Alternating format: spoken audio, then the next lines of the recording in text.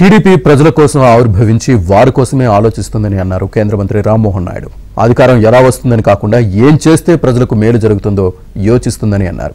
ఎన్నో కష్టాలను ఎదుర్కొని టీడీపీ పార్టీ నిలిచిందన్నారు. రాష్ట్రంలో అధికారంలోకి రావడమే కాదు, దేశ రాజకీయాల్లో టీడీపీ కీలక పాత్ర పోషిస్తుందని అన్నారు. టీడీపీ ఆవిర్భావ దినోత్సవం సందర్భంగా ఢిల్లీలో ఎంపీ లావు శ్రీకృష్ణదేవరాయలు నివాసంలో వేడుక నిర్వహించారు. ఎన్టీఆర్ విగ్రహానికి పూలమాల వేసి నివాళులర్పించారు.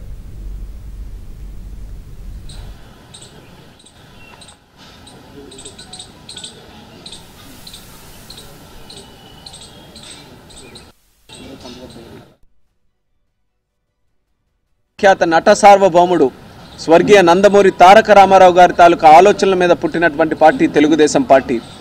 ఒక పవిత్రమైన ఆలోచన ఉంది కాబట్టి ఆయన పనితనంతో, ఆయన ఆలోచనతో, ఆయన సంస్కరణలతో ఆ రోజు ఎన్టీఆర్ గారు తీసుకున్నటువంటి నిర్ణయాలు ఈరోజు ఒక బలమైనటువంటి పునాది తెలుగుదేశం పార్టీకి ముందుకు నడిపిస్తుంది.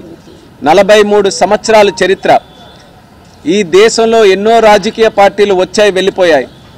కానీ తెలుగుదేశం పార్టీ సంపాదించుకున్నటువంటి ఆ చరిత్ర బహుశా ఏ రాజకీయ పార్టీకి, అది రీజనల్ కావచ్చు, నేషనల్ కావచ్చు, ఏ పార్టీకి కూడా ఈరోజు ఉండకపోవచ్చు. దానికి ప్రత్యేకమైనటువంటి కారణం ఒక పక్కన నందమూరి తారక రామారావు గారు అయితే, మరొక పక్కన ఈ పార్టీని గుండెల్లో పెట్టుకొని ముందుకు నడిపించినటువంటి మన తెలుగుదేశం పార్టీ కార్యకర్తలు అహర్నిశలు కూడా కృషి చేస్తూ, ఎలాంటి కష్టాలు వచ్చినా, ఎలాంటి ఒడిదొడుకులు వచ్చినా తెలుగుదేశం పార్టీని నమ్ముకొని కన్న తల్లిలాగా పూజించుకుంటూ ముందుకు తీసుకొని వచ్చారు. కాబట్టి 43 సంవత్సరాల తర్వాత రాష్ట్రంలో ఈరోజు ఆంధ్రప్రదేశ్ రాష్ట్రంలో అధికారం ఉన్న పార్టీగా ఉంది. అలాగే దేశ స్థాయిలో కూడా ఒక కీలకమైనటువంటి పాత్ర తెలుగుదేశం పార్టీ పోషిస్తుంది. చాలా పెద్ద బాధ్యత ఉంది.